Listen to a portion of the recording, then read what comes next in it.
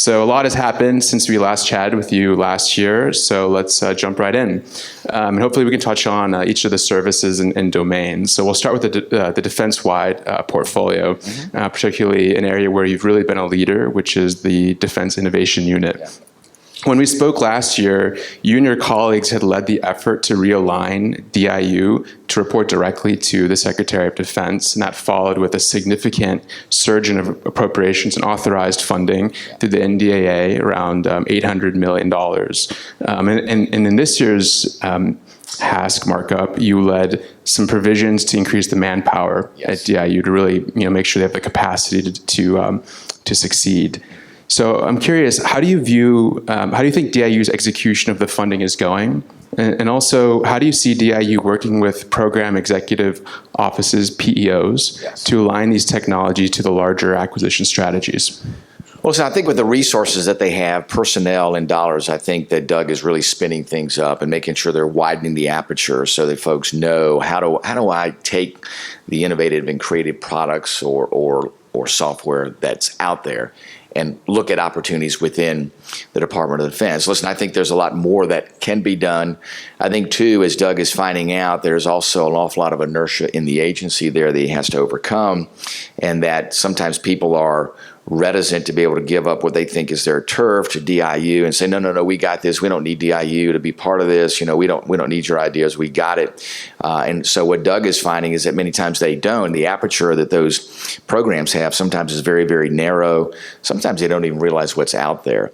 So I think there has to be a two-way street. First of all, you have to be able to open up that frozen middle in the Pentagon to be able to get them to say, no, we don't have the solutions all ourselves. That everything doesn't have to be a government-owned or government-directed enterprise. How do we make sure we look at innovation and creation that already exists there?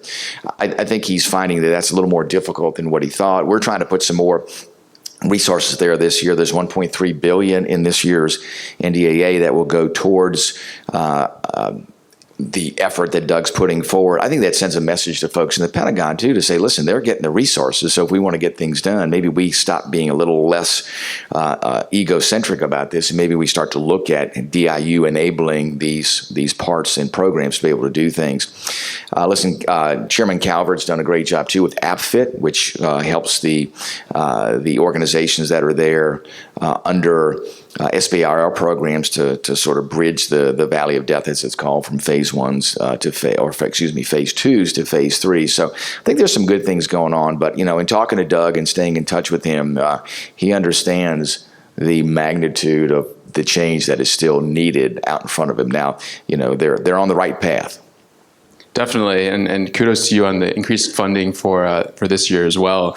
Obviously, there's a tension between getting that capability to the warfighter, but also tying that to acquisition. And usually those aren't, sometimes they do their best, but they're often not paired. So, there's $220 million for DIU to focus on COCOM requirements. So how does DIU it's a lot of money, but in DoD speak, not that much, try to service both?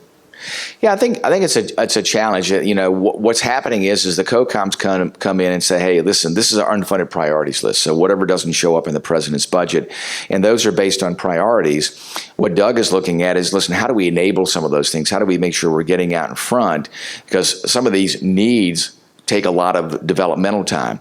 What Doug understands, and folks in other areas of DoD, but not everybody should be looking at, is what's the time to operation on this? We don't have lots and lots of time. So the old paradigm of taking a blank sheet of paper, going through the process of RDT&E, going through the process of writing a requirement, going through the process then of acquisition and then production, is an old paradigm. And the best example about how not to do things is F-35.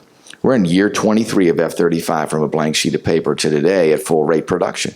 And then we struggle, I say we, the enterprise struggles to be able to modernize this aircraft. And my head explodes when I have to go through and explain these things. But that should be an example about how time is of essence. making sure that we can scale at the pace of relevance, making sure too that we look at capability and capacity outside the normal confines about how the acquisition process happens now. And listen, I think the bottom line is this: is the Pentagon has to have bold leadership. It has to change the paradigm that it's pursued through the years. Now, the paradigm is process, process, process. Are we following process? And I think everybody in the Pentagon today needs to ask themselves 3 questions on a daily basis, and these needs come from the leadership down. First of all, they need to ask themselves, was my focus today about fulfilling process? Second question should be, is my focus today about providing everything possible at the fastest pace to the warfighter to help them succeed in their mission?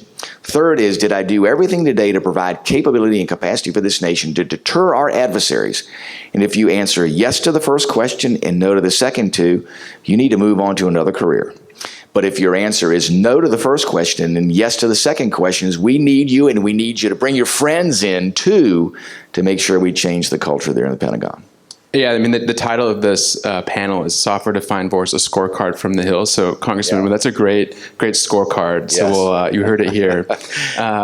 You mentioned the F-35. Obviously, it was a program that was supposed to be software-defined. Obviously, software is a big part of the platform. The TR-3 upgrade is putting a hold on some of the production. There was some discussion in the HASC markup about the F-35. So I'm curious, we don't have to get into the politics of the F-35, but what are the lessons learned there? Particularly, you have a broad portfolio where there's new modernization programs coming forward. So how can we apply those lessons learned? Well, the lesson from this is that the Pentagon needs to be a software-defined, a software-directed agency, not a hardware-directed agency. That's all they know is hardware. And if you look at some aspects of what's happened, it can be done. If you look at what happens within Lockheed on Aegis systems, where they do baseline improvements to the Aegis systems on DDG 51 ships, the Arleigh Burke class ships. If you look at what Northrop Grumman has done with B-21, they started out with paper design. They quickly converted to digital design. They quickly converted to digital twin technology. They quickly converted to integrating software into the design and production. Great example about how to do things. And the same thing needs to happen with the F-35. Now, we're told, that can't happen. That's absolutely 100% wrong. The way F-35 is going to be what we need it to be, and we have to. Listen, this is it. We can't say, we're going to change course and do something else. This is the aircraft that we are building. It has to be immediately converted over to using digital design. We are putting money into that this year. We want an integrated software laboratory to do those software upgrades at the pace of relevance. We want to make sure that the hardware, the TR-3, is informed by the software, Block 4. And we can do those things. What we did this year is we sent a pretty strong statement. We said, listen, we're taking 10 aircraft away from you. We're taking the $1 billion that comes with that 10 aircraft, and we are going to put it into digital twin technology. You're going to put it into an integrated software laboratory. You're going to put it into new testbed aircraft with the sensor suites on there necessary to directly transmit data to the laboratory, not have to put it in a hard card, get out of the aircraft and come there, and then all of a sudden the software program crashes because you couldn't replicate what was actually happening in the aircraft. So those are things that are pretty simple and straightforward, but things that need to happen. They should have happened on their own a decade ago. They didn't. So, I was a little bit animated and said, we're going to make it happen. So we're doing that, and we're also fencing 10 aircraft to say, by the way, if you want to build these additional 10 aircraft, you are going to perform in these other areas. So we tried to make sure that there's actual consequences to it. You can't keep saying we're going to keep building aircraft, because today what the CBO report showed is it could be as much as 190 aircraft on the tarmac that are not combat coded, and it'll be, at least from today forward, 16 to 18 months before they're combat coded. It's mind-boggling. Yeah, I mean, it takes true leadership to really put your foot down and say, hey, we can't continue on like this. Yeah. So I appreciate your efforts there. You mentioned, the tension a little bit between government off the shelf and commercial off the shelf. So historically, the DoD has experienced some of the negative byproducts of vendor lock. Software companies and primes have really locked them in at great expense to the taxpayer. And in some instances, though, the pendulum at DoD has swung in the opposite direction, where the government now wants to own all the code. Yeah. And you really won't get those commercial best practices, right? Because company like ours and others won't feel incentivized to continually update them. So I'm curious, sir, what are your thoughts on the tension there, the balance between GOTS and COTS at DoD? Well, so I understand DoD's concern about intellectual property and how they can be the systems integrator. So I think there's a sweet spot there for the Pentagon to operate in, and that is, if when you're looking at how you do acquisition, they want to go now to a different pricing model. I think negotiated fixed cost contracts is the way to go on software. It's a dynamic acquisition. There's also an element too where the government needs to be the systems integrator, and when they do that, if they do it effectively, they ought to be an upfront partner in the development of the software. And then too, what they ought to do is they ought to look at what is available today. How can they go to a company and say, listen, you've got a great software package here, but if you make these one or two customizations to it, it'll be perfect for what we need, instead of saying this has to be a government-directed enterprise where the only solutions are there with the government, and the government's the only entity that can construct this. So they have to change that paradigm. They have to find that sweet spot, and they've struggled with that. A great example is the acquisition of the last batch of F-18 aircraft. Because Boeing was all about, we own 100% of the IP, and the government says, listen, this is the last F-18s that are coming off the line. We actually need some of that IP because we're going to need to produce spare parts. We're going to need to do software maintenance on these aircraft. We have to have some of that. So there was a long back and forth, almost 18 months, and we pushed Boeing and the government to find that place, or the Navy to find that place. They finally did. So there is a way to do this, but there is a lot of inertia within the Pentagon about how they do it. And again, much of it is static in how the Pentagon views this. This is a dynamic product. It's also based upon, their processes. They're either unfamiliar or very uncomfortable with processes outside of that, and they aren't willing to turn over or to share some control there. Listen, their best role is as a systems integrator. If they're myopic and saying we're the only people that can create these new software packages, this new technology, then we will always be self-limiting in what we put forward to meet these challenges. Yeah, and it's very wonky, the difference between firm fixed price and time and materials, but it actually does matter a lot to capture that, those commercially proven software. Exactly. Yeah. And it's the only way that you get innovation and creation too, so. Definitely. Continuing on in the aerospace domain, last year we were talking a little bit about the CCA program because of the CR that they weren't able to start, but now we've seen some progress, significant progress. The intent with the collaborative combat aircraft program is to have loyal wingman drones that can augment manned aircraft capabilities, ISR, electronic warfare, and kinetic effects. So, as I said, they made significant progress. They have the recent down select of General Atomics and Anduril. So I'm curious, sir, what are your thoughts on how that's going? What message do you think the Air Force is sending to the larger industry? Yeah. I think it's critical. If you look at where we are, the way we close the gap in generating mass with the capability and capacity we need, it will be with attritable platforms. We can't produce enough $100 million aircraft as we go today, and plus they're not even combat coded, the new ones that are coming on. So the way to close the gap is with CCAs. The exciting part about that is that the cost per unit there is much, much less. The things that we can do to adapt those platforms is pretty incredible. Ukraine is a great lesson. You look at what's happening there with expendable aircraft. They change on a daily basis, so they morph according to the threat. These are platforms that can do exactly that. They enable our manned platforms to do even more.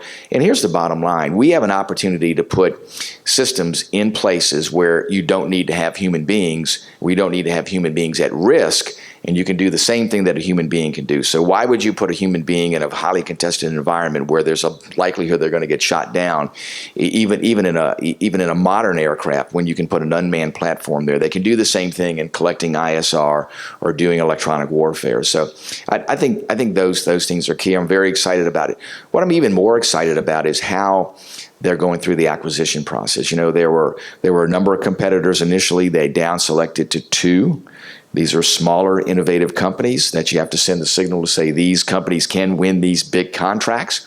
The remaining 4 going to go back into the competition again, so there'll be another award. I think it's great in two realms. That is awarding these startup companies with large contracts so they can continue to sustain themselves. Also looking at doing acquisitions across multiple platforms with multiple companies. Look at where we are with tactical aircraft. The heyday of tactical aircraft were when we had the F-14, the F-15, the F-16, and the F-18. All different roles, but guess what? All those jets were built by different companies, and they had different capabilities. What a great lesson to learn today versus F-35, one company, one engine, one supplier, and all those things. Single points of failure at every place, and then when we have a hiccup, here we are. 100%. Yeah. I want to go to the Navy. You previously chaired the Sea Power Subcommittee. You obviously represent a maritime powerhouse, the state of Virginia. You've also historically been a supporter of the 355 ship Navy, and you also helped to spearhead NDA provisions to procure another submarine. Yes. So kudos on that. Yet the Navy there's been some pushback from the administration and others saying the Navy has had significant challenges with the industrial base. So a question to you, sir, as more and more autonomous vehicles become operational, what are your thoughts on leaning more heavily on unmanned, smaller surface vessels to achieve that mass that we need in the Indo-Pacific? Well, you're going to have to. If you look at the Virginia-class submarine, one of the most capable assets in our entire inventory, we need more of those. But if you really want to enable the Virginia-class, and for that matter, the new Columbia-class, and even repowering some of the old 688 Los Angeles-class submarines, the way that you really empower them, you extend their reach, and you make them even more powerful platforms, is with unmanned vessels. And the technology is there. The Navy's been developing these technologies for the last 10 years. There are multiple platforms out there that can do incredible things. The Navy has a challenge, though, in making a decision. You know, I've been to Newport a number of times, look at just hundreds of really innovative platforms. But the Navy has to say, okay, we're actually going to decide, we're going to acquire, and even if you do multiple ones, they have to be able to do that in mass and do it quickly. The same way with unmanned surface vessels. So I think the Navy wants to get there, but I think there's this reticence to say, oh my gosh, we don't want to take a risk and we don't want to be wrong and we're not sure which one to select. So we'll just keep experimenting. You know, the time for science experiments is over with. RDT&E has been done. Fielding a system that gives you the 70% solution today versus waiting another 5 years for the 100% solution, which, by the way, by the time you actually have it in practice, the technology is way past you. You know, we have to be able to change that. I think the Navy wants to do it. The Navy has to figure out the most effective way to make it happen. That's where they are now. 100%. Moving along to the Army ground domain, we have General Mingus who will be speaking here later today. We have the Army's actually leaned pretty far forward on the agile acquisition pathways, MTAs, software pathway, particularly for the RCV program, but also XM30. How do you assess the Army's use of these pathways, which you and your colleagues helped create? Yeah. And I know there's been a lot of frustration saying, we created these pathways, why don't you use more of them? Yeah. So how do you assess the Army's use, the application of of those pathways? And what are some of the lessons learned there? Sure. Listen, I think the Army's done a pretty good job there. I think there are other places, though, where they can make even greater advancements. Listen, we've been to the Army Software Factory. They do a great job there in developing those concepts. They have to be able to graduate to the next level. They have to also look, too, about, you know, how do they do it across the spectrum? It's great that they're trying to create a bottom-driven process. And when I say bottom, it's from operator above process to make sure operators are kind of defining what they need to acquire and then looking for other mechanisms to do that quickly. And listen, General Rainey, Doug Bush, and others there have really kind of pushed the envelope on that. So they're doing some good things here. I would argue, though, that there's a lot of other places that they can do things at an even greater pace and with even more effectiveness. But sometimes it's just the initial effort of breaking through the inertia that exists within an organization to try to make that transition. You know, I think the Army has taken a good first step. They're walking. The key is how do they pick up the pace? How do they go from a walk to a jog to a run? In the aviation space, there's also been some moves towards greater innovation, trying to move away from the past and towards the future. So think about Army Aviation, the FARA program, which we were talking about just a little bit recently. the Future Attack Reconnaissance Aircraft program. So while you applauded the decision, you also expressed concern that the Army didn't pivot fast enough, and that led to around like $2 billion in taxpayer losses. So, obviously it's good that they're moving forward. They're not wasting more money on the old way of doing things. Right. So what are your thoughts there? Well, listen, I think what the Army, and for that matter, the Pentagon and all the service branches need to do is to make sure that they compress their decision-making cycle, and that if they're looking to terminate a program, that they do it quickly. Listen, I want them to take risks, and I understand they're going to fail, but they need to fail quickly. They need to look at it and go, hey, we're trying this isn't working, or things we're able to accomplish with FLRAA are good. We're looking at UAS, counter UAS. FARA is not going to get us there. Let's go ahead and really change course quickly. We are in a world that changes at the pace of relevance. They have to have a system in acquisition that changes with the pace of relevance. And they have to be unafraid to say, you know what, wrong direction, let's move a different way. Let's take the resources that they could have saved by truncating this program early, transition quickly to something else, and make best use of those resources. So listen, the good news is the Army realized we got to change course. So I want to give them kudos for that. That's a big organizational change. Now the question is how can they do that at the pace of relevance? 100%. And you also, in the latest NDAA, had some language that would create a drone corps within the Army. So I'd love to hear your thoughts there on the intent there, and also sort of the balance between creating drone corps, but then also spreading out the capability across some of the other combat brigades. Sure. Well, listen, I've talked to General George about this, General Rainey. I understand where they want to originate how these platforms operate. They want it to happen at the tactical level. They want the soldiers out in the field at the national training centers to be able to develop this. Listen, I agree with that transformative effort there. But what needs to happen is to make sure that you understand that not every soldier is going to be a drone operator, and that you have to be able to acquire this at scale. You have to be able to draw some commonality along these lines, because you can't go out there and acquire 500 different platforms. You have to say, okay, there's a platform that does multiple roles that can go to these tactical units in a division, and those are the things I think what the drone corps looks to accomplish. And I know there's been some pushback from the Army. Go, no, we want to do it at the tactical level. I think you can do that, but you do have to have an Army-wide enterprise that says, here we have the acquisition experts that are going to acquire this. Here are the people that know how to write the contracts to acquire this. Here's the way that we take it from the tactical unit level up to the enterprise level within the Army. I think you can do both. And I think we both have the same mindset about where we need to be.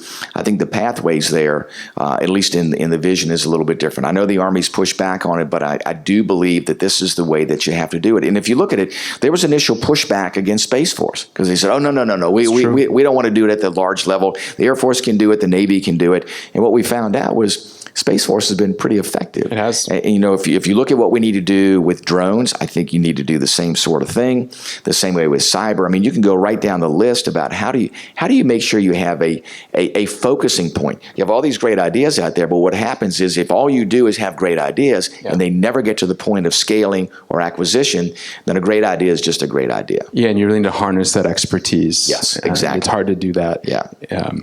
I want to move now to audience Q&A with the remaining time we have. One of the questions is about the PPPE reform process, right? I know you've been outspoken on that as well. One of the recommendations that we've heard for many years is moving from PEs, program elements, to portfolios under PEOs. Right. I'm curious your thoughts there on if we should move to portfolios. What my concern is that you want to make sure that decision making takes place as close to the operational level as possible. And if you start to move it above there, then all of a sudden you get diluted in the things that you're trying to accomplish, and you lose what used to be organic in the military. If you look years ago, you had the operators were in the same room as the requirement writers, who were in the same room as the acquisition folks. So they all talked to each other, and they knew the platforms. They knew this is what the Army wants to acquire, because they are operationally experienced with that. As you move up the level, if you move higher in the program level, the people that are making the acquisition decisions and the people that are doing those things are more separated from the operational level.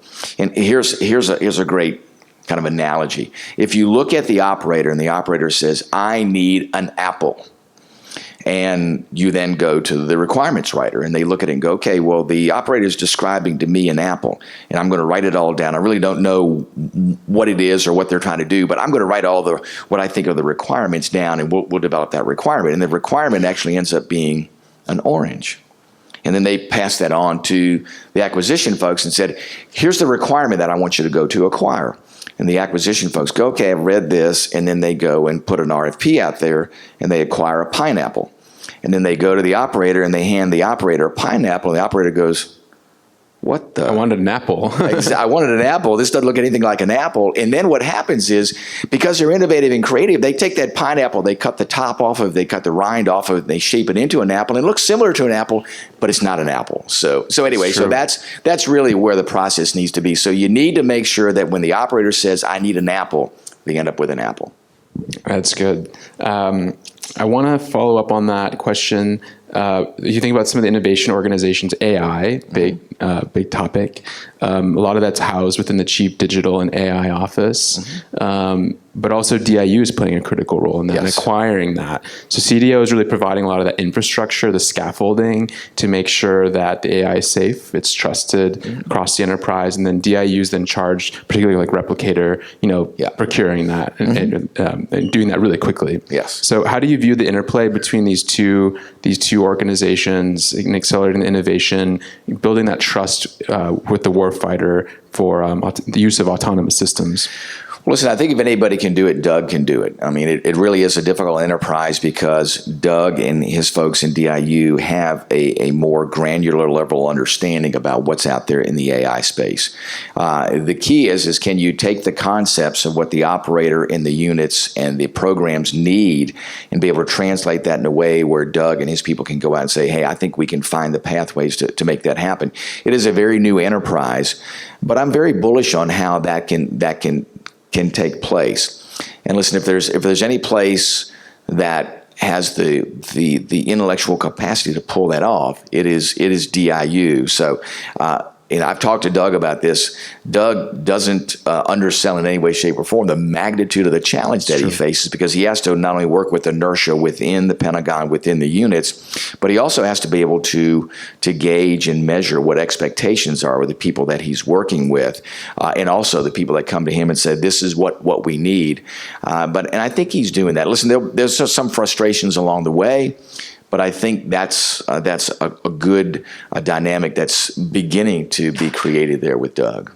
Very good. Well, it looks like we're out of time, Congressman. So I really want to thank you again for all your leadership, and we're all hoping for swift passage of the NDAA. Well, so we best are. Of luck. We're today. I'll be on the floor here in a little while. We have 25 amendments left, 4 en bloc amendments, which is a whole group of amendments that are strung together. So we'll have a vote around 4:30 today. We'll probably get most of the amendments done. Another series of votes tomorrow, and then, knock on wood, final passage. So. That's right. All right. Thank you, everyone. Thanks so much. All right.